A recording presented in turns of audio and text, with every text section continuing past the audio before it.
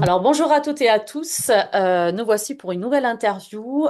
Cette fois-ci, j'ai l'honneur et le plaisir d'interviewer et d'accueillir le docteur Léo Lizarde-Irola, qui est vétérinaire et qui est expert en aromathérapie.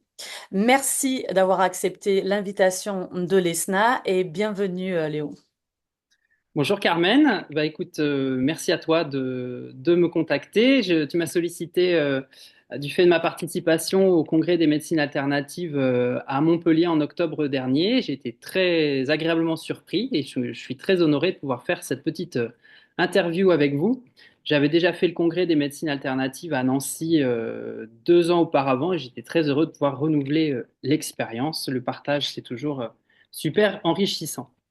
Alors, moi, avec qui je suis? Donc, Léo Lizardirola, je suis un vétérinaire mixte. Je vous refais mon cursus, mais rapide. Donc, j'ai eu la chance en 2009 de sortir de l'école vétérinaire d'Alfort avec deux choses superbes, un diplôme et puis ma merveilleuse femme qui était vétérinaire de ma promotion. Et du coup, en fait, notre parcours a toujours été en parallèle. On a voulu commencer par pratiquer du charolais d'abord, parce qu'on voulait vraiment la pratique la plus large possible. Donc, maîtrise de l'obstétrique, césarienne, vélage, etc. Donc, une saison dans le charolais pur, et on était bon pour valider cet acquis-là. Ensuite, on est parti en Champagne-Ardenne, du côté de Vouziers, où cette fois-ci, on avait une pratique, alors quand même à dominante rurale, hein, de la vache laitière et allaitante, mais cette fois-ci, on allait faire beaucoup plus de vaches laitières, donc des mammites, de l'acétonémie, des caillettes, voilà. On commençait à toucher vraiment à tout. C'est à partir de ce moment-là qu'on s'est dit, bon, on va peut-être essayer de trouver un endroit où s'installer maintenant. Alors moi, je suis auvergnat et ma femme aimait beaucoup l'Auvergne, donc je me suis dit chouette, chouette, chouette, on va aller s'installer là-bas. On y a été 2 ans, on s'est marié là-bas, on a eu notre premier enfant, donc ça se passait plutôt pas mal. Le cadre était vraiment très, très chouette, mais bon, pour plusieurs raisons, mais notamment quand même en lien avec le travail, l'ambiance, etc., où on sentait qu'on n'était pas parfaitement épanoui, et ben on a tenté une nouvelle structure et on a été gagnant puisqu'on y est depuis 2013. Donc là, on est installé dans l'Oise, dans les deux cliniques de Formerie et Songeon, ces deux cabinets où on est entre 7 et 8 vétérinaires, des cliniques neuves très chouettes avec des associés super sympas. Donc on est très heureux là-bas. Et j'ai découvert en fait l'aromathérapie par le plus grand des hasards en fait. C'est une de mes clientes, éleveuse laitière bio, qui un jour à la fin d'une visite me dit écoute, non, pas du tout, mais vas-y, raconte, c'est quoi ta question, quoi. Et elle commence à me sortir un petit fascicule extrêmement complet avec, j'ai oublié le nom de ce truc-là parce que pour le coup, je ne fais pas d'homéopathie du tout, mais vraiment justement toute la symptomatique, tous les médicaments disponibles, etc. Je dis, wow, ça a l'air vachement compliqué ton truc. Et elle me montre un autre petit cours qu'elle avait fait récemment avec un aromathérapeute, Michel Derval. Et elle dit, ah bah voilà, ça c'est la session d'initiation. Je l'ai faite l'année dernière, mais j'ai tout oublié, j'ai envie d'y retourner. Je feuillette le truc, ça avait l'air vraiment hyper intéressant. Et ça parlait de soigner les mammites, soigner les diarrhées des veaux, etc. J'avais jamais entendu parler de ça. Je dis, ça t'embête si je la photocopie ta feuille là? Je photocopie, je lis le truc, et puis le mois d'après, en fait, j'y allais avec elle, et je rencontrais Michel Derval, qui est donc aromatologue, qui a fait toute sa carrière en aromathérapie, donc plus de 35 ans, et qui est un vrai chercheur. C'est-à-dire que c'est quelqu'un, il a vraiment envie de comprendre tout le temps, de se perfectionner, aller plus loin, extrêmement raisonné. Moi, j'ai fait plein de formations, mais j'ai aussi fait des formations Enneagram, ProcessCom, je ne sais pas si tu connais ça, Oui. qui sont sur les profils de personnalité. Les profils psychologiques, ça, personnellement, j'adore ça. Et lui, c'est un Enneagram type 5, c'est un Einstein, c'est pas compliqué. Et donc, c'est vraiment dans tout ce qu'il fait, c'est ça. Je veux comprendre, je veux aller plus loin, etc. Il a jamais écrit, et c'est bien dommage, mais parce que Ah, justement, c'est jamais assez parfait. Hein, quand on n'est qu'à 95% de réussite, on ne peut pas l'écrire parce que ça va le figer dans le marbre tant qu'on n'est pas à 100%, quoi. Et le 100%, dans l'humain, enfin dans la médecine, la santé, c'est hyper compliqué, quoi. Ouais. Donc voilà, j'avais rencontré Michel Derval. Suite à ça, j'ai eu envie de continuer la formation en aromathérapie. Alors, je me suis tourné vers les choses vétérinaires qui existaient, donc la VETAO. Mhm. Donc j'ai fait 12 journées de formation à la VETAO, le module de Pierre May, pharmacopée alternative, qui m'a ouvert l'esprit plus, plus, plus. Donc un grand, grand merci à lui, un grand, grand merci à Michel aussi, qui sont vraiment deux grands, grands formateurs de ma vie qui m'ont transformé. Parce qu'entre voilà, la phyto, l'ostéo, l'apithérapie, l'acupuncture, l'aroma, voilà, tout ce qui fait Pierre May, moi j'étais à milieu de ça en sortant d'école. Et puis j'ai continué, en fait, j'ai revu Michel Derval derrière et j'ai fait un peu plus de 40 journées de formation avec lui. Donc voilà, on se côtoie, on se connaît bien. Et à un moment, il est même venu me dire, bon allez Léo, il faut qu'on forme les vétérinaires à ça. Au début, je m'en sentais pas digne ni les épaules parce que j'étais vraiment jeune à ce moment-là. Et en fin de compte, avec l'expérience de terrain que j'avais, effectivement, et puis l'envie de partager, ça part quand même de là, bah, ça s'est fait tout seul. Donc moi, c'est quelque chose que je pratique quotidiennement. Il n'y a pas une journée où je fais pas d'aromathérapie. Ça ne veut pas dire que je ne peux pas soigner autrement. Enfin, je continue de soigner comme j'ai l'habitude, mais c'est vrai que j'ai de plus en plus de gens qui viennent me voir spécifiquement pour ça, ou alors je leur pose la question. Parce que je veux pas forcer les gens non plus. Au début, je forçais un peu, maintenant, je veux plus. Je dis, est-ce que voilà, ça vous intéresserait un traitement à base d'huile essentielle, etc. Ils veulent pas, ils veulent je fonce et en général, les résultats sont super intéressants. Et du coup, comment c'est perçu dans la clinique où tu exerces, puisque tu dis que vous êtes 7 vétérinaires, tes collègues, ils sont aussi ouverts à ça, ou est-ce qu'ils ont d'autres approches naturelles, ou il n'y a que toi qui le proposes? Alors, il n'y a que moi, il y a mes assistantes qui m'aident à faire un certain nombre de préparations qui sont très ouvertes. J'ai personne d'autre vraiment de formé à ça, mis à part voilà, les fiches techniques que j'ai pu faire. J'ai fait quand même beaucoup de formations auprès de mes éleveurs, donc il y a beaucoup de curiosité. Il y en a quelques-uns qui vont pratiquer des choses simples. Tu vois, j'ai une préparation quand on va faire des délivrances de vaches, ils en ont tous dans la voiture. Parce qu'effectivement, tu l'as testé une fois, tu peux plus t'en passer. Avant, tu étais en galère, vraiment techniquement, c'est dur, tiens, ça se décroche pas, etc. Je m'en sors pas. Maintenant, ils ont le petit flacon, ils aspirent 10 ml, hop, ils envoient dedans, ils attendent 5 minutes et ils délivrent la vache super facilement. Donc, sur quelques indications faciles, ou entre guillemets, ils n'ont pas trop besoin de comprendre, ils le font et ils en sont très très contents. Ou il y a des cas, voilà, moi quand j'ai des cas super sympas, je les partage et on sent que voilà, il y a de l'envie, il y a de la curiosité. Ils n'ont pas encore sauté le pas, c'est pas grave, je force personne. Oui, Mais mais des fois, ils sont pas fermés à ça, donc c'est au extraordinaire. début, ils me laissaient faire. Ouais, Voilà. En fait, ils se disent, bah, c'est un outil, ça marche, on a vu, ils ont testé, ça marche, donc ils l'utilisent, mais c'est vrai qu'ils cherchent pas encore soit à se former, soit à vraiment à comprendre comment ça marche. Mais bon, l'essentiel, c'est qu'ils puissent oui. l'utiliser. Et Ben, puis, en tout cas, voilà, ils m'ont complètement laissé faire dès le début. Ils ont fait grande confiance parce que c'est vrai que quand j'ai commencé et que j'ai dit, bon, il faudrait que j'achète 5 000 € d'huile essentielle, et ils ont dit, bah écoute, si tu penses que, ben vas-y, quoi. Enfin, et ça c'est quelque chose, de toute façon, qu'on a senti dès le départ quand je les ai rencontrés, c'est cette grande ouverture d'esprit et laisser chacun faire ce qu'il a envie de faire. Ça, je pense, c'est très, très puissant. Voilà.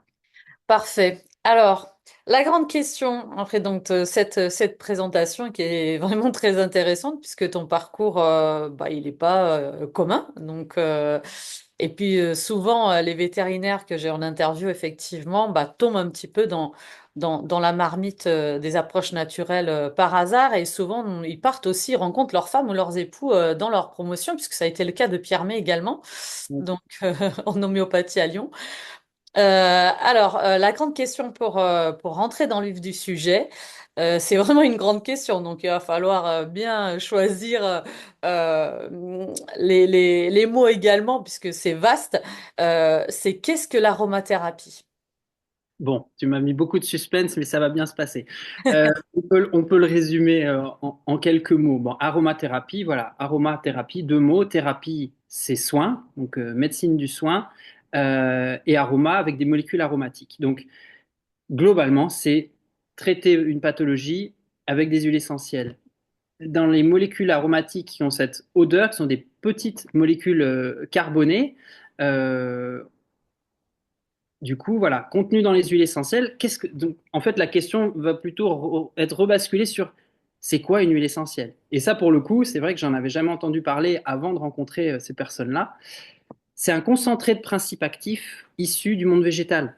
C'est présent dans la nature, ça nécessite quand même l'homme pour être extrait. C'est ça qui est fou. C'est que oui, c'est naturel et en même temps, il y a quand même intervention de l'homme. Mis à part les zestes des agrumes, tu sais bien, quand tu presses une orange, etc., tu as quand même des molécules aromatiques qui sont dans la peau des oranges, là, qui sont disponibles très facilement. Mais sinon, tu as besoin, la plupart du temps, il y a plein de techniques, on ne va pas rentrer dans le détail, mais la plus classique, c'est la distillation à la vapeur d'eau. Donc, bah, voilà, tu vas mettre tes plantes, tu fais chauffer de l'eau, et en fait, c'est entraînement à la vapeur d'eau des molécules aromatiques qui va venir se condenser et qui va faire en fait deux produits, qui va faire l'huile essentielle qui est le surnageant et puis l'hydrolat aromatique, qui est malheureusement la plus grande quantité et qui est quand même un déchet qui est assez peu utilisé. Ça, au niveau écologique, ça pose des problèmes quand même. Il faudrait qu'on utilise plus ces hydrolats aromatiques. Mais voilà, c'est l'utilisation des huiles essentielles. Et moi, avant que mon éleveuse m'en parle, moi, je pensais que c'était comme une huile de table, hein, sans rigoler. Hein. Vraiment, je ne savais pas du tout ce que c'était. Ah, L'école vétérinaire, heureusement que tu l'as ostéopathie. pas essayé dans ta salade. Ça- Ouais, ça dépend desquels. On pourrait, faut pas en mettre beaucoup, hein, parce que ça Oui, part. mais oui. Mais si tu l'utilises comme une huile de table, ça aurait été compliqué pour la manger, la salade. C'est clair, c'est clair. Non, mais voilà, j'avais jamais entendu parler de ça avant. Acupuncture, homéo, phyto, ostéo. À Mm. l'école phyto, à l'époque, on en parlait très très peu. Mais maintenant, c'est vrai que ça se démocratise. Il y a même beaucoup de jeunes vétos qui nous contactent, qui font des groupes entre eux, qui vont chercher des praticiens aussi pour aller récolter des informations comme ça de praticiens sur le terrain. Moi, j'ai déjà été sur Maison Alfort pour faire un petit module d'initiation pour les dernières années et on sent déjà qu'ils sont, et c'est normal en fait, ils ont été formatés pendant X années sur la médecine qu'on leur apprend et très sceptiques, très très Mm. sceptiques quand même. Donc c'est bien qu'ils en entendent parler pas trop tard, à mon sens. Ouais, c'est ce que j'allais dire. C'est dommage qu'ils ne fassent pas appel à toi en première année parce que ça susciterait peut-être plus de vocation et d'intérêt, justement, parce que il y aurait une ouverture d'esprit qui serait beaucoup plus rapidement qu'en Oui, dernière année. Mais bon, c'est déjà tellement de ça. choses à Quoi. aborder, c'est compliqué, hein. Ouais. Même, tu vois, pour ceux qui veulent se former tout de suite à la sortie de l'école vétérinaire, ça pourrait paraître compliqué. Il y en a qui le font, hein. Il y en a qui s'arrêtent jamais de se former de toute façon. Et j'en connais une que j'ai rencontrée en formation à Roma. Je crois qu'elle a jamais arrêté. Elle est toujours dans un nouveau truc. Ah non, mais là, cette année, je peux pas parce que je fais ça, mais l'année prochaine. Enfin, Ouais. tu sens que c'est planifié pour les dizaines d'années à venir. C'est chouette. Euh, mais il y a tellement, tellement de choses déjà à maîtriser en Mm. sortant d'école, parce que tu as tout le théorique, tu as un peu de pratique, mais finalement, tu as encore très, très peu d'expérience et déjà maîtriser tout le lot des molécules qu'on nous a apprises, les chimiques, et ben après, tu as encore tout ça. Parce que là, en diversité moléculaire, mais ça devient complètement dingue, quoi. Si on a envie de faire ça à fond, on a de quoi s'occuper toute la vie, hein, ça c'est sûr. C'est pour ça qu'il y en a qui se spécialisent et tant mieux. Bah Et oui. comme Ouais, ça, après, on a j'aime bien. Je suis comme Pierre Maire. Moi, j'aime bien rester très, très généraliste, pouvoir faire de tout. Mm. Je trouve ça génial. C'est moi aussi j'aime bien apprendre ce qui m'appelle et maîtriser plusieurs choses et les combiner Ouais. entre elles. Je trouve ça très intéressant. Euh, l'aromathérapie, donc on parle de plantes, donc c'est une branche de la phytothérapie. Et je voulais te demander quelles sont les différentes actions donc de cette branche sur les animaux. Alors là, pour le coup, c'est une question qui est vachement plus vaste que qu'est-ce que l'aromathérapie, parce que là, on va pas y passer des heures, mais on pourrait.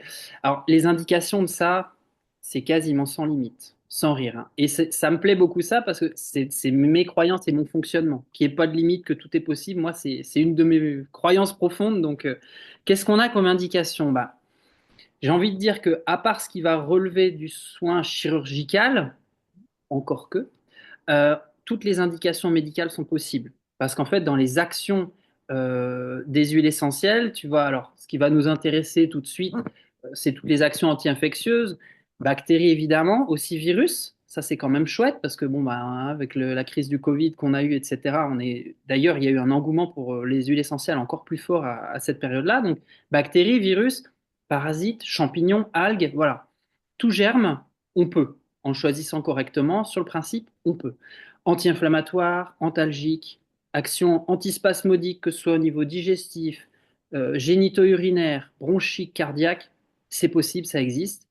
Des actions mucolytiques expectorantes pour la sphère respiratoire, on peut. Action anesthésique locale, je me souviens encore d'un chien qui avait une toute petite plaie de 1 cm, où quand je voulais passer la tondeuse, il avait envie de me bouffer. Je me disais, c'est quand même dommage, je pourrais juste faire 2 points et on n'en parle plus. Et ben en fait, j'ai fait un spray de clous de girofle dilué et après, j'ai pu le raser et je l'ai resuturé vigile, alors que la seconde d'avant, il voulait me dévorer. Mhm. Donc voilà, c'est des petites choses sympas. Tiens, un micro aparté sur l'hélicryse italienne qui peut à la fois être coagulante ou fluidifiante sanguine. Donc ça encore, c'est des actions hyper intéressantes, mais où justement, on va avoir, comment dire, moins de risques que si on prenait de l'aspirine où bah voilà, ton sang il est fluidifié, etc. Faut faire gaffe de pas se cogner, etc. Pas avoir des hématomes partout. Avec l'hélicryse italienne, c'est comme si ton corps finalement il allait prendre que les molécules dont il a besoin, qui peuvent faire une action ou son contraire. C'est quand même extraordinaire, quoi. Tu Ah oui. vois? Alors, Euh, l'électricité italienne, ce qu'on appelle aussi mangeuse de bleu. Ouais, alors je connaissais pas son nom là. Moi, je l'appelais, enfin voilà, l'immortel. Mais alors oui, bien sûr, c'est l'huile essentielle du traumatisme physique. Et ça, bah, c'est le nom de la formation qu'on a donnée au démarrage Hélicrysum parce que justement, notre souhait en tant que praticien étant de guérir, bah, l'hélicryse, elle a tellement de propriétés que ça nous parlait, tu vois, comme emblème de la Mhm. formation d'aromathérapie qu'on a fait. Alors, moi, je l'inclus systématiquement dans les mélanges les synergies que je fais, notamment. Alors, comme j'ai des bulldogs français, souvent on a des œdématomes. Ouais. Et franchement, c'est une excellente huile en association avec deux autres et diluée dans l'huile végétale Mm, d'arnica mm, pour récupérer les oreilles sans passer par la case chirurgie au niveau des œdématomes, notamment des bulldogs, mais aussi pour les autres races, quoi. tout à fait. Je te rejoins. Et alors là, tu vois, tu vas me faire une transition parfaite. Je te remercie parce que tu vois, je disais qu'on peut utiliser ça au niveau médical sans se poser, enfin, sans se poser de questions. Si, il faut se les poser, mais je veux dire indications très, très, très variées et peut-être pas chirurgicales, encore que. Est-ce que tu connais la pathologie, la dilatation torsion d'estomac chez le chien? Bien sûr. Tu connais. Eh ben, écoute, j'en ai soigné en aromathérapie. J'en ai soigné en aromathérapie. Alors, c'est du culot, mais vraiment, je sais pas quelle folie m'a pris de tenter ça, parce qu'à un moment, enfin, si je sais en fait, c'est juste que j'entendais cette petite voix de Michel Derval dans ma tête en disant, bah oui, mais là-dessus, bon, qu'est-ce qu'on fait? Il faut absolument perfuser, ça c'est normal, on a une hypovolémie, on a une compression veineuse, enfin artérielle, et donc on a on manque d'apport sanguin, donc il y a une hypovolémie, il faut perfuser. Ça, évidemment, je l'ai fait, obligatoire. Mais après, c'est vrai que on va réfléchir à mettre de la morphine, des anti-inflammatoires parce que ça fait mal, des antibiotiques parce que on a une multiplication bactérienne au niveau de l'estomac, etc. Et quand je pensais à toutes ces molécules que j'allais mettre et à tous les effets secondaires que je savais que ça allait faire au niveau médecine traditionnelle chinoise, je me suis dit, il y a un problème. Il y a un problème. On s'y prend mal, tu vois. Et là, je me suis dit, bon, ce serait une vache, parce que la formation initiale, elle était quand même sur les bovins. Ce serait une vache, qu'est-ce que tu ferais, tu vois? Et là, bon, pour le coup, et c'est pas hyper compliqué ce que j'ai fait, hein. C'était du basilic tropical mélangé à de l'alcool, voilà, une petite dilution particulière à faire. Alors, heureusement, si tu veux, comme tu le donnes par voie orale, il fallait quand même qu'il puisse déglutir, parce que Oui. l'œsophage étant en striction, si ça passait pas, ça passait pas. Mais écoute, ça passait. Pourtant, j'ai fait une radio et tout, c'était une magnifique torsion. Et au fil des... J'ai refait des radios, j'avais un peu peur quand même, hein. Oui. J'avais pris un peu de risque, hein. Toutes les demi-heures, j'ai fait des radios. Et en fait, l'estomac diminuait de taille. Tu vois, tu avais une vraie dilatation gastrique majeure. Ça diminuait de taille. Tu voyais l'air intestinal qui avançait, etc. Je me disais, bon, le transit se fait, ça se passe dans le bon sens. L'animal était moins douloureux, il n'était plus une respiration haletante, etc. Je me dis, tant que les signes vont dans le bon sens, je continue. Et effectivement, le lendemain, c'était fini. Et il n'a pas eu de rechute, ce chien. Il n'a pas eu de rechute derrière. Il a eu d'autres huiles essentielles, mais ça s'est très bien passé. Je l'ai montré à un chirurgien spécialisé qui vient régulièrement nous faire des chirurgies et qui sait que j'aime bien les plantes, tout ça. Je lui dis, tiens, tiens, t'as 2 minutes là, je vais te montrer une radio. Il me dit, oh là là, une belle dilatation, et puis on voit la torsion, etc. Je lui dis, ouais, je l'ai pas opéré, je l'ai soigné avec des huiles. Et là, il y a eu un blanc. Il m'a dit, alors là, je ne peux pas comprendre ce que j'entends. Parce que Oui, pour ben lui, oui. mécaniquement, je veux dire, voilà, tu as un truc qui est verrouillé mécaniquement. Lui, il dit, il faut ouvrir, il faut remettre en place. Je comprends qu'il n'ait pas compris. Oui. Mais je lui ai dit, si tu as 5 minutes, je t'explique. Et donc, je vais expliquer le schéma en médecine traditionnelle chinoise, qu'est-ce qui se passe, c'est l'élévation de l'énergie au niveau foie vésicule biliaire, etc., qui induit la torsion. Je lui ai expliqué tout ça. Et je lui ai dit, voilà, j'utilise telle huile pour faire ci, telle huile pour faire ça. Il était bluffé, quoi. Et alors, là où c'était chouette, c'est que derrière, dans ceux qu'on a formés, il y en a un autre aussi qui l'a tenté, qui l'a réussi. Et j'ai envie de dire à peu près sur le même schéma de pathologie, une autre veto de la formation qui a testé ça sur un entrapement néphrosplénique de jument. Tu vois, ça te parle ça, donc ça c'est de l'intestin, un morceau d'intestin qui va aller se bloquer entre, alors néphrosplénique, entre le rein et la rate. Et elle a fait le diagnostic à l'échographie par fouille rectale, elle voyait la branche d'intestin, donc elle était sûre, elle a dit je suis sûre. C'était chirurgical, mais les gens ils ont dit non, non, on n'a pas les moyens, on ne pourra pas, etc. Donc elle a fait pareil, elle a perfusé à fond, elle a fait aussi du basilic et je pense d'autres choses, et c'est pareil, elle l'a eu quoi. Et c'est des indications chirurgicales. Donc Ouais. c'est comme ça. Tu vois. Ah, c'est J'aime extraordinaire. beaucoup. C'est ça que j'aime Ouais. beaucoup. On peut faire des choses complètement dingues et c'est très très complet. Alors moi, le basilic tropical, c'est vrai que je l'utilise en local, parce que des fois, lorsque j'ai des chiots et petits et qui sont constipés, Mhm. c'est quand même compliqué d'y aller avec le thermomètre, etc.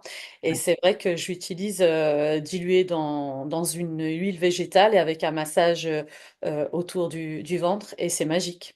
mais bien sûr. Une goutte, c'est magique. Mais on croirait pas, tu vois, une huile finalement qui est très connue, qui je Mm. pense est pas mal utilisée, mais on pourrait pas forcément se dire, waouh, on peut aller sur une indication aussi compliquée, aussi grave que ça. Ah oui, là, je suis Pas en bluffée train de aussi. dire qu'il faut le faire à tout le monde, hein, Non, non, j'ai mais je suis mais bluffée parce que les brachycéphales, notamment les bulldogs anglais français, sont très sujets à ça, parce que ce sont des estomacs sur pattes en plus, et qui bougent dans tous les sens. Donc j'en connais beaucoup qui l'ont fait. Et de toute façon, effectivement, c'est la case chirurgie, hein. Il n'y a pas. Et en c'est pas. vrai, en prévention là-dessus, parce que très souvent, c'est quand même un gros excès alimentaire. C'est un très très Oui. gros repas. Mhm. Le mieux là-dessus, ce serait la semence de cardamome.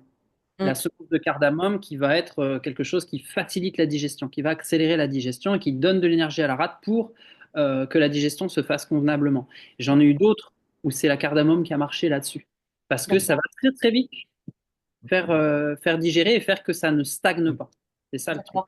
Et est-ce que tu peux donner ça aux chevaux, aux Oui. équidés? Ah oui, ah oui, oui. Ça, c'est dans les basilic, cardamome, c'est des huiles essentielles condimentaires. Donc, elles se donnent par voie orale. Elles peuvent même se donner pures. T'as pas besoin de les diluer. En fait, tu fais 2 sprays. T'as la dose pour 700 kilos. 500, D'accord. c'est pas une goutte ou deux près. Ce qui est chouette, c'est que c'est la même dose que tu utiliserais sur un être humain de Mhm. 70 kilos. C'est la même dose que tu vas utiliser sur un cheval ou un bovin de 700 kilos. Tu te rends compte? D'accord. Alors qu'ils sont 10 fois plus lourds. Oui, Donc oui. ça veut dire qu'ils sont 10 fois plus sensibles à ça. Mhm. C'est chouette. Et que du coup, comme on en utilise en fait 10 fois moins par rapport à nous, au niveau toxicité, ça va. C'est Ouais. cool. Et donc toi, tu le fais sous forme de spray alors? Ouais, beaucoup. Dans la formation de Michel, c'est souvent un spray qu'on fait. Un spray, ça fait 3 gouttes. Voilà, D'accord, deux sprays, 6, 7 gouttes, on est pas mal. On est à la dose qui va bien. d'accord. Moi, en interne, je suis plutôt tu sais, Je en vois. gélule, ouais, en gélule neutre ou, Oui, ou tu les, confectionnes des petites gélules. ouais, ou les cachets. Ouais. Et en dose, ça donne quoi? Bah, je vais pas mettre beaucoup de gouttes puisque du coup, c'est pur. Ou alors, en gélule, c'est 1 ou 2 gouttes. Après, ça dépend du poids de l'animal et puis bah, le trouble, dilué avec une huile végétale. Donc, Mais là, tu parles toujours sur un cheval ou t'es en... non, non, non, je te parle d'un chien, là, par exemple. Mais sur les chevaux, ouais, j'étais curieuse de savoir. Ouais, le spray, j'ai jamais pensé. Il le tolère parce que des fois, le spray peut être vu comme une agression quand même. Mm. Tu vois. des fois, ça dépend d'où tu vas le voir. Ouais. Tu peux le tester au niveau du cou avec de l'eau pour voir Mm, si effectivement il tolère, mais là, ça va pas être la molécule, c'est il tolère le fait de faire un spray. mm. C'est C'est plus vrai que ça. les huiles avec les équidés ou les bovins, moi, c'est plutôt non olfactif parce que justement, j'ose pas trop en interne. Oui. Alors là, je vais l'utiliser vraiment en curatif, hein, Oui, oui. pour Mm, quelques jours, 4 5 jours. Après, mm. le choix des huiles, ça, on en Ouais, reparle après. d'accord. Très bien. Eh ben, c'est super intéressant. C'est vraiment extraordinaire. Alors, on a déjà un peu répondu d'une certaine manière à cette question-là, donc qui était celle de savoir comment l'aromathérapie, enfin quel est le rôle qu'elle va jouer dans le comportement animal. Tu nous as parlé tout à l'heure hein, du spray avec l'huile essentielle de clou de girofle qui a permis d'anesthésier, on va dire, en local avant que tu puisses recoudre le chien. Euh, mais est-ce que tu peux nous expliquer un petit peu, parce que c'est vrai qu'il y a d'autres approches qu'on va en première intention, en tout cas, utiliser pour, au niveau comportement. Est-ce que peux nous expliquer le rôle, ce rôle précis de l'aromathérapie dans le comportement des animaux? Oui. Alors, bon, c'est c'est vaste encore comme question. On va la Oui. resserrer parce que tout n'est pas encore élucidé. Si tu Mm, veux, et c'est très compliqué de savoir qu'est-ce qui se passe vraiment. Tu vois, quand on parle de purement pharmaco, on nous disait que à partir de 3 molécules administrées, 3 molécules, 3 médicaments, il y a forcément interaction moléculaire, donc on ne sait plus qui fait quoi. mhm, Là, dans une huile essentielle, une huile essentielle, il peut y avoir des dizaines, voire des centaines de molécules, déjà. Ça veut dire qu'une huile essentielle est déjà une synergie.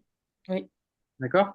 exact. Déjà, avec une huile essentielle, tu peux faire un boulot colossal, mais savoir qu'est-ce qui se passe vraiment dedans, quelle molécule a fait quoi.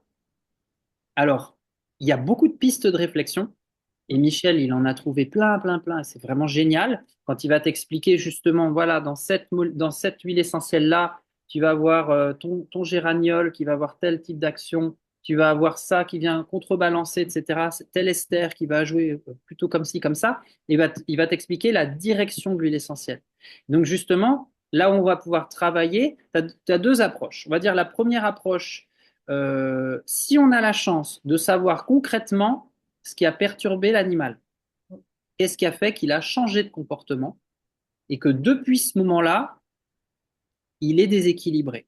Si on a possibilité de savoir précisément, donc ça, c'est vraiment du travail d'anamnèse, c'est vraiment le bon questionnement de la personne et qu'ils n'hésitent pas à aller chercher tous les possibles. Parce que souvent, je leur dis, bon, qu'est-ce qui s'est passé dans les 3 dernières semaines, dans le dernier mois qui a précédé l'apparition des symptômes?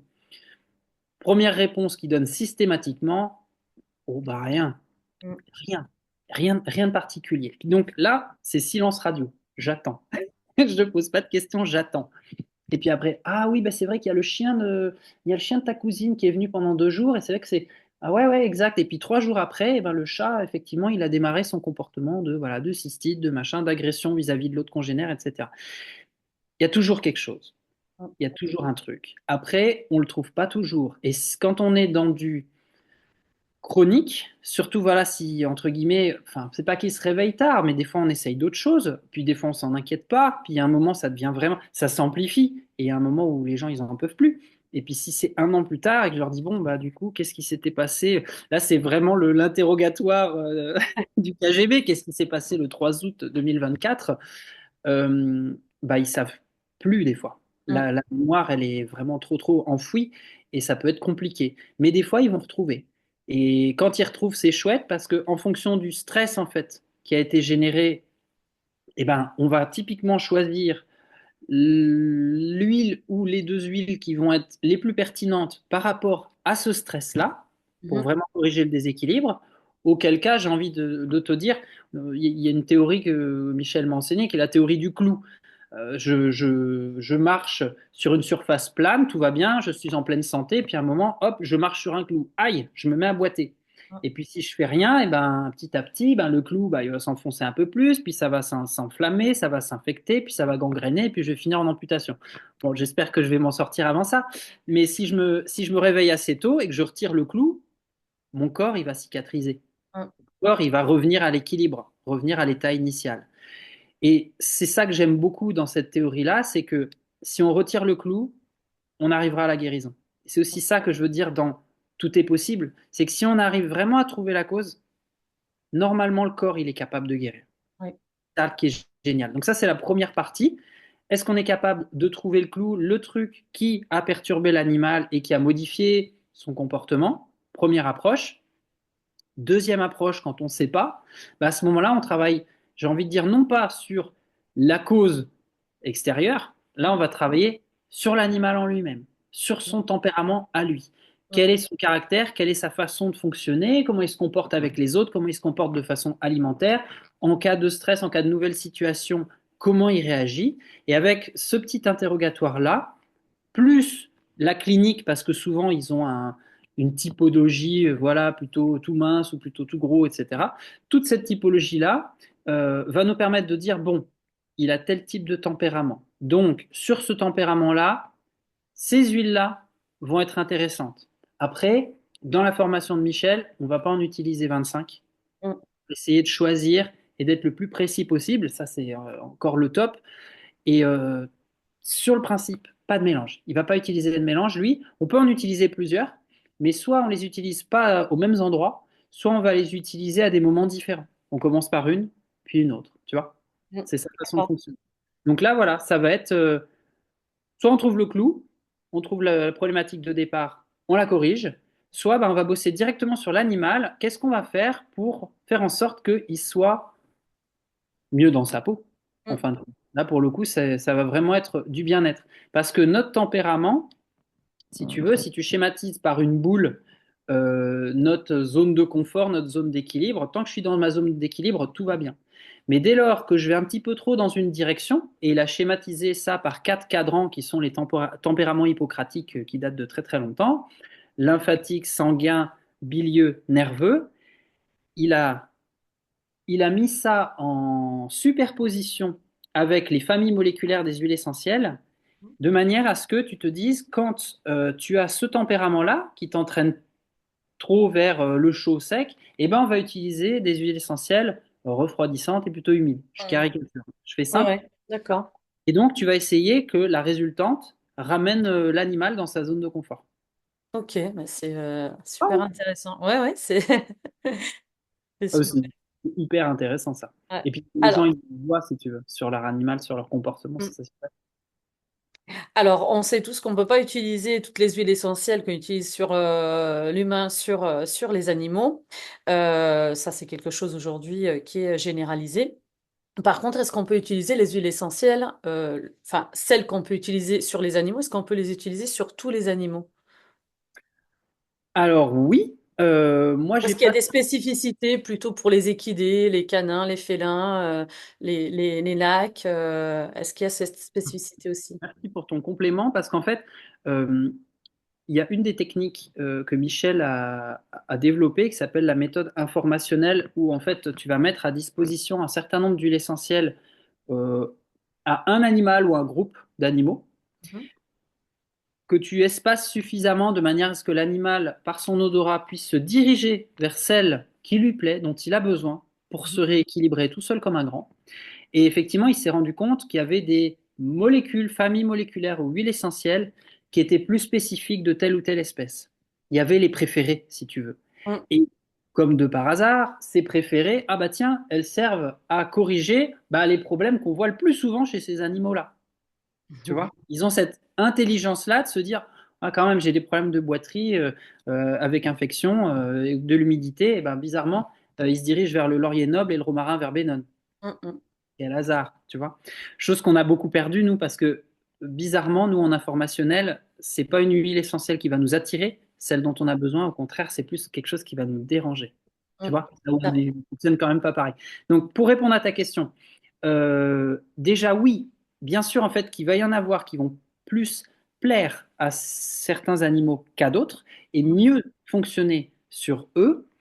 Sur le principe, alors il y aura des huiles essentielles qu'on n'utilisera pas, j'en parle juste après. Euh, mais sur le principe, en termes de limite d'espèces, non. Moi, je ne me suis pas fixé de limite d'espèces, en tout cas. Bovin, ovin, caprin, chien, chat, lapin, cheval, dromadaire, lama, j'ai testé. Ça va. On peut. Alors, bien sûr, par exemple, le cheval qui va être au niveau de la dermocausticité, il va être quand même vachement plus sensible. Oui. Mm. On jouera moins. Tu vois, typiquement, il y a une huile essentielle qu'on va utiliser facilement chez les bovins, chez les petits veaux notamment. C'est la cannelle, l'écorce de cannelle de Ceylan, qui est Mm. une huile essentielle qui va être vraiment super, qui va travailler sur le rein, sur la rate, qui va redonner de l'énergie, voilà, qui va aider à stimuler l'appétit à digérer. Elle va être intéressante. Sur le cheval, on va être hyper frileux à utiliser ça. Ouais. Parce Mm. que, On va bah, même pas l'utiliser. Enfin, ben moi, voilà, voilà, c'est ça. Où tu vas te dire, bon, ça, et ben là, tu vas typiquement en olfactif. Là, au Mm, moins, tu n'appliques pas sur l'animal, tu prends pas de risque, en fait. Mm. mm. Ouais, c'est ça. Après, pour celles qu'on va pas utiliser, enfin, tu vois, des contre-indications. Est-ce qu'il y aurait des contre-indications à utiliser telle ou telle huile essentielle? Bon, voilà, typiquement le cheval, au niveau de sa peau, franchement, faut pas faire n'importe quoi. Mais globalement, j'ai envie de dire que c'est plus des contre-indications d'huile essentielle, tu vois. Oui. Euh, Typiquement, les huiles essentielles à phénol qui sont pourtant super médiatisées parce qu'on se dit ça va remplacer les antibiotiques, c'est super. Quand on s'amuse à faire, bon voilà, tu as les antibiogrammes, on fait maintenant des aromatogrammes. Et ben tiens, quel que soit le germe, bah, les phénols, ça marche tout le temps. Ouais, donc c'est parfait, on va utiliser ça tout le temps. Ben bof, parce que oui, on va zigouiller du germe. D'accord, effectivement. Donc, si on réfléchit juste en germe, on peut avoir ponctuellement l'effet qu'on souhaite. Si en revanche, on cherche à corriger l'animal sur la durée et pas simplement bosser sur du germe, parce que des germes, il y en a partout, il y en aura toujours, hein. Et même quand on sera tous morts, il y aura encore des germes, je veux dire, des bactéries. Ils seront là bien, ils étaient là bien avant nous, ils seront là bien après nous. Si on travaille que comme ça, j'ai peur qu'on se plante un peu de débat, tu vois. D'accord. Et Michel est vraiment, il voit surtout aussi tous les effets secondaires qu'on va avoir derrière, parce que typiquement, c'est ce qu'on va appeler du chaud extrême, d'utiliser des phénols. Donc en fait, tu vas zigouiller ton germe, d'accord, tu vas avoir, mais après tu vas avoir des effets secondaires. C'est Mm. que l'animal qui a eu un excès de chaud comme ça, il va chercher à refroidir et tu vas avoir bizarrement des zones de nécrose qui vont apparaître là où tu l'appliques, tu vois. Et puis ça va attaquer le foie, ça va attaquer les reins et assécher les liquides. Donc oui, c'est typiquement les huiles essentielles à phénol, mis à part le clou de girofle qui est la moins toxique, on va dire, parce que le génol est très très peu toxique. Moi, Mhm. je n'utilise pas du tout. Du tout, du tout. D'accord. Alors, moi, j'ai une question sur une huile essentielle, on va appeler ça boîte à pharmacie pour l'humain, Ouais. mais qui est controversée. Alors, j'ai eu plusieurs sons de cloche au niveau des animaux. J'aimerais avoir ton avis là-dessus, si tu as un avis. C'est Je la sais déjà. Ouais, vas-y. Voilà, donc alors j'ai entendu que on pouvait l'utiliser notamment bah, chez le chien. Et d'un autre côté, j'ai entendu Non, non, dire quand que même, du coup, on l'a juste pensé, mais dis-le. voilà, donc que c'était interdit puisque c'est une huile qui peut les rendre léthargiques. Donc quelle est la vérité là-dedans ou est-ce qu'on est quand même dans comme d'habitude, c'est la quantité qui fait le poison ou le mode d'application. Qu'est-ce que tu en penses, toi? Tu parles de laquelle, du coup? La titrie, l'arbre à Ah, thé. la titri, d'accord. Ah, la titri. Bah, écoute, non, c'est pas celle qui va. Elle va pas particulièrement m'inquiéter. Euh, Elle est hormone-like quand même, si tu veux. Donc ça, il faudra voir si tu n'as pas de problématiques de cancer hormonodépendant sur l'animal, etc., qui puissent être amplifiés par l'utilisation de cette huile. Sinon, je ne vais pas avoir beaucoup de contre-indications à l'usage de cette huile essentielle-là. La raison pour laquelle, en fait, elle est autant connue, je ne sais pas si tu la connais, la raison, hein, mais c'est qu'à un moment, c'est en Australie, je crois, où il y a eu une production massive de cette huile essentielle-là, mais vraiment des stocks phénoménaux. Donc, en fait, ils ont fait plein, plein, plein d'études sur le sujet pour dire, vous allez voir, elle est géniale, elle est géniale. C'était pour passer les stocks. D'accord. Passer les stocks. Donc, en fait, oui, elle est super. Il n'y a Mm. pas photo, hein. Honnêtement, personnellement, je pense que j'ai beaucoup plus d'indications et plus de facilité à travailler avec du laurier noble, tu vois, qui va D'accord. avoir des indications relativement proches. Alors, il y a un peu de phénol dedans, donc tu vois, typiquement, on l'utilisera pas sur les enfants de moins de 6 ans, mais sinon, on peut y aller, on va avoir 1 million d'effets possibles. Le titri, finalement, je l'utilise relativement peu, tu vois. Ouais, enfin, sur les animaux, j'utilise pas. Alors, quand je dois, comment dirais-je, mettre en application une de ces actions, je vais plutôt utiliser l'hydrolat, mais pas l'huile essentielle. Ouais. Donc, soit dans un spray, soit dans un mélange, un shampoing, ou, enfin, peu importe. Mais c'est vrai que ayant ces deux sons de cloche et que aussi, quand on pose la question, aux Mhm. familles, des fois, ils nous disent pas tout ou ils savent pas tout. Pour peu qu'il y ait une interaction qui le rende vraiment léthargique, bah, du coup, on aura des soucis par la suite. Donc, c'est vrai qu'en humain, donc pour moi, je l'utilise énormément. Pour les animaux, j'ai plutôt privilégié l'hydrolat, en fait, Ouais, d'accord. Bah, tu par prendras. mesure de précaution. Bah, bien sûr. J'ai pas eu ce retour-là par rapport au le fait que ça puisse induire de la léthargie. Je vois même pas particulièrement pourquoi ça pourrait faire ça, parce qu'elle n'est pas non plus hyper riche en esters. C'est les esters hein, qui vont avoir des actions sédatives. Il y en a qui sont bien pires que ça. Tu utiliserais de la camomille noble, par exemple, qui est vraiment la plus riche en esters. Je pense qu'effectivement, tu peux ralentir un animal hein, quand il est un petit peu trop agité, etc. Mais normalement, on l'utilise plus sur du stress émotionnel, psycho-affectif. Là, ça va être intéressant et ça peut vraiment être sédatif. Là, je pourrais comprendre qu'ils soient un petit peu léthargiques, à moins effectivement qu'ils aient mis, comme tu dis, des doses costauds, peut-être. Ouais. Mm. Je Mais moi, t'enverrai à part, je t'enverrai un texte ouais. là-dessus, donc tu Ah, peux. d'accord, d'accord. Moi, à part le bouton d'herpès chez l'homme pour le titrer, je l'utilise pas. À part Ouais, ça. moi aussi, j'utilise pour les boutons d'air, ou même les boutons tout court, hein, ça marche aussi. Donc, c'est vrai que c'est ce que je préconise également, ça marche très très bien. Ou les aftes. Par contre, après, il faut voir le goût dans la bouche, mais les aftes, ça marche également. Très bien. Alors, d'une manière générale, tu préconises quoi en termes de mode d'utilisation? Alors, pareil, j'ai tout entendu. On peut l'utiliser en nébulisation. Alors, pas toutes, mais par exemple, euh, l'huile essentielle d'orange douce, c'est quelque chose que j'aime beaucoup quand je médite. Alors, souvent, il y a mes chiens autour de moi. Donc, pareil, en termes de durée, on m'a dit pas plus de 10 ou 15 minutes de diffusion, donc mélangée avec de l'eau, sachant que de toute façon, ça reste en suspension. Mais tu en penses quoi, toi? Et qu'est-ce que tu préconises? Ok. Alors, la nébulisation n'est pas quelque chose que j'utilise très souvent. Mhm. Pour la première raison que les chiens et chats saturent quand même assez vite au niveau olfactif, et donc ça peut peut-être perturber un petit peu leur prise d'information, parce que eux, ils sont connectés en permanence hein, avec leur odorat qui est hyper développé. Donc quelque part, voilà, si on embaume la pièce, je pense quand même. Alors, je vais bien sûr toutes les vertus apaisantes, etc. Si tu en fais une séance de 10 minutes, un quart d'heure, ils sont là. Honnêtement, elle n'a pas de toxicité, donc tu n'as aucun risque à le faire. C'est pas quelque chose que je m'amuserais à faire en revanche avec plusieurs choses différentes régulièrement, etc.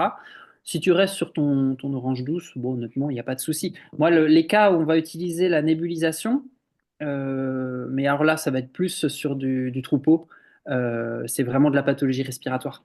Parce que tout ce qui est huile essentielle qui va être voilà, inhalée en petites particules, particules d'eau plus les huiles essentielles dessus et qui vont partir au niveau pulmonaire, c'est l'équivalent en fait en efficacité d'une intraveineuse d'antibiotiques, hein. Donc ça peut être assez génial l'effet d'une nébulisation. Après bon, on se casse un petit peu la tête hein, parce que là je te parle d'une machine voilà qui va envoyer dans la pièce et tout. Pareil, tu vas le faire un quart d'heure parce que ça sature très vite l'atmosphère. C'est l'utilisation que j'en fais. Pendant un temps, j'avais un petit nébuliseur à la clinique qui dès qu'il a été endommagé, je j'ai pas renouvelé. Mais bon, ça plaisait, ça plaisait.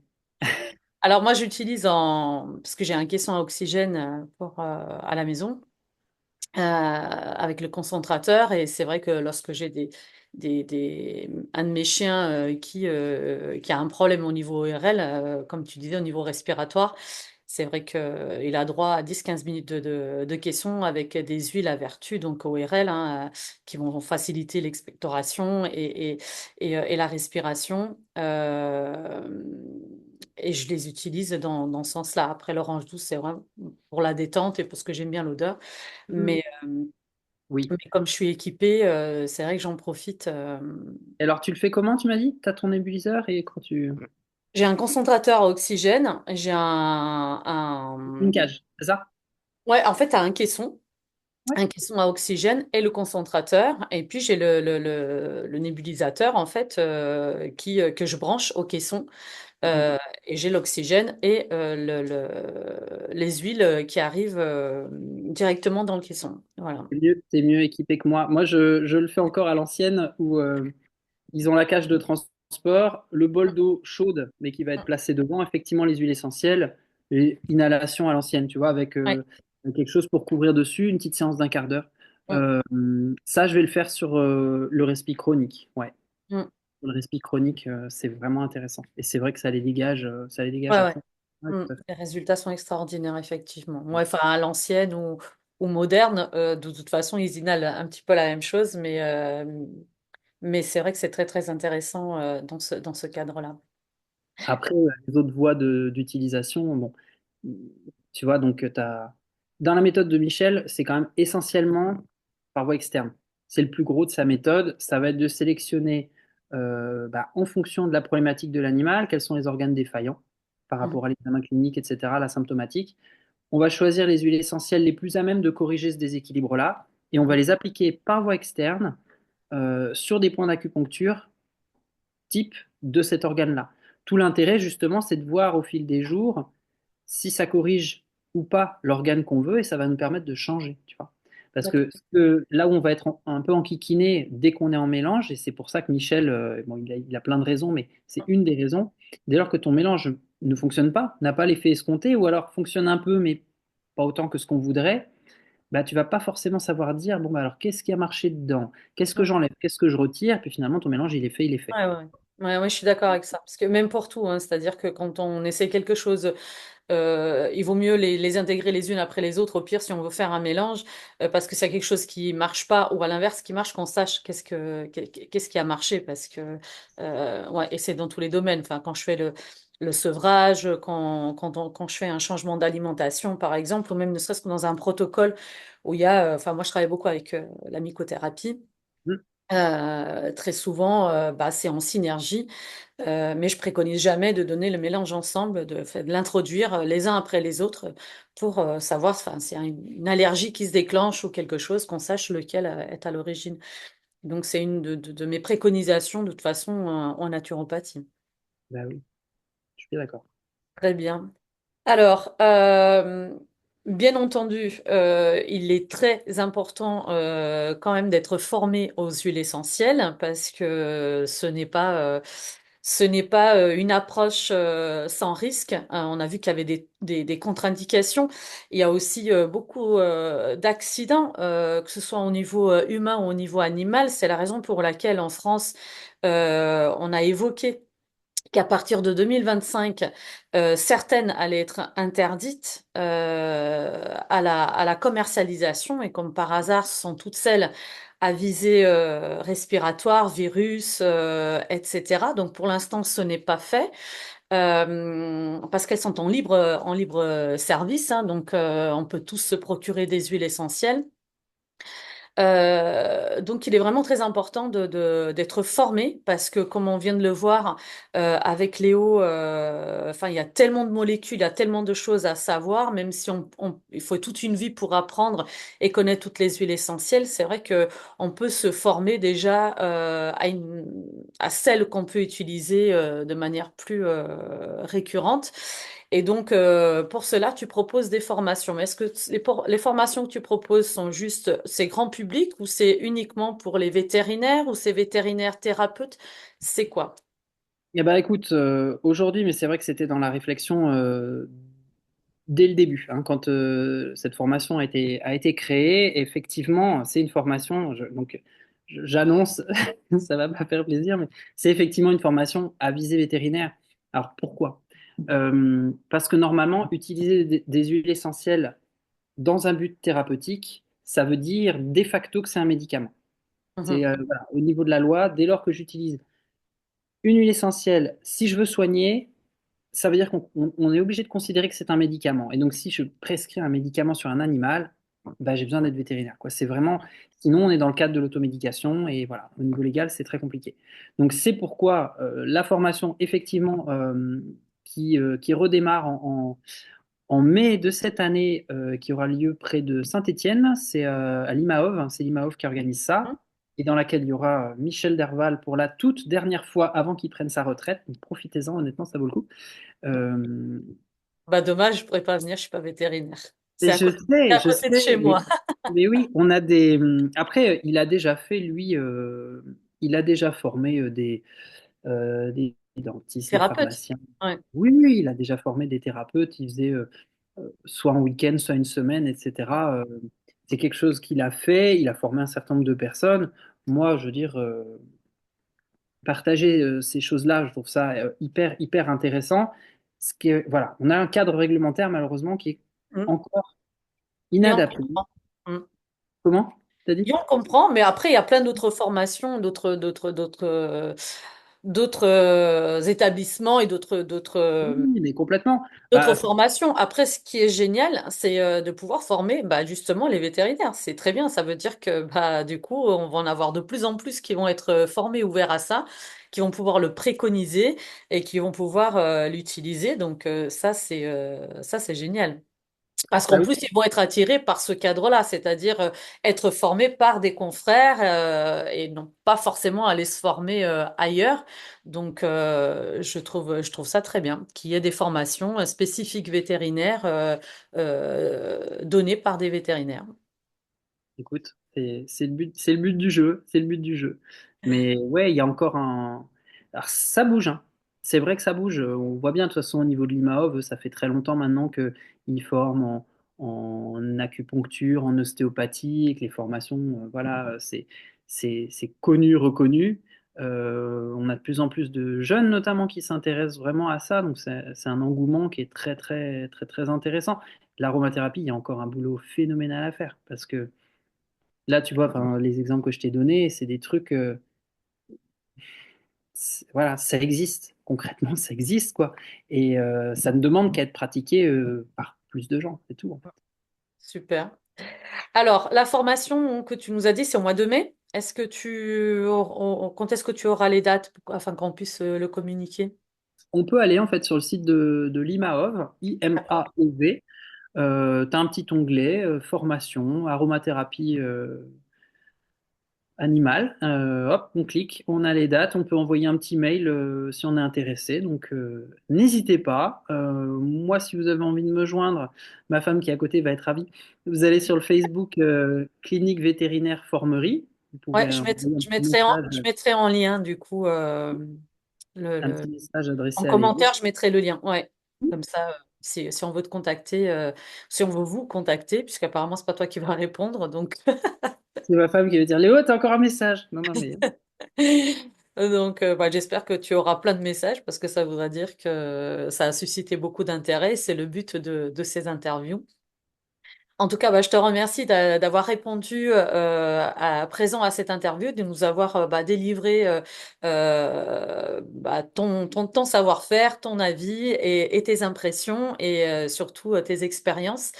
Je vais mettre donc du coup en commentaire comment te joindre et comment pouvoir s'inscrire si on est vétérinaire ou étudiant en médecine vétérinaire et peut-être même les assistantes peuvent aussi ou faut vraiment être vétérinaire? bah écoute, la question s'était posée, hein. La question s'était posée. Moi, effectivement, pour que ça touche un petit peu plus de monde, j'avais cette volonté-là, mais le problème reste le même, si tu veux. Idéalement, il faudrait que les vétérinaires formés, après, voilà, communiquent auprès de leurs assistantes, diffusent le savoir qu'ils ont reçu, parce que après, le risque, c'est qu'effectivement, il y ait des ventes au comptoir. Hmm, Sans avis vétérinaire, tu vois. C'est hmm, vraiment ça, en fait, la d'accord. problématique. Alors qu'en pharmacie, il y a de la menthe poivrée et de la Golteri qui sont délivrées tous les Oui, jours et qui sont oui, toxiques. hmm, Mais voilà, on d'accord. veut essayer d'éviter ça, en fait. Très Donc pas bien. encore. Mais j'y ai réfléchi. Moi, j'étais plutôt partant, mais je suis pas tout Bah, seul à décider. oui, ça s'ouvrira peut-être un jour, on l'espère en tout cas. Peut-être on le souhaite. Carmen, merci beaucoup. Ça m'a fait Merci très, très beaucoup. plaisir de faire cette interview. Je remercie encore mes formateurs Pierre May, Michel Derval, qui sont deux vraiment personnes exceptionnelles, qui m'ont vraiment transformé. Et je remercie aussi ma femme pour son soutien quotidien, ma On pourrait la clientèle. voir. Ah bah oui, elle est là-bas. Elle est là-bas. Bonjour, enchantée. Et puis, bah, écoutez, j'espère que vous avez beaucoup de messages suite à la diffusion de cette interview. Merci beaucoup, Léo. Bah, merci à tous ceux qui allaient suivre et qui allaient regarder cette vidéo. N'hésitez pas à la faire voyager sur vos réseaux sociaux afin de pouvoir diffuser au plus grand nombre de vos contacts ces informations qui sont précieuses. À très bientôt sur les chaînes de l'ESNA. Merci encore, Léo, et à très bientôt. Merci. Salut.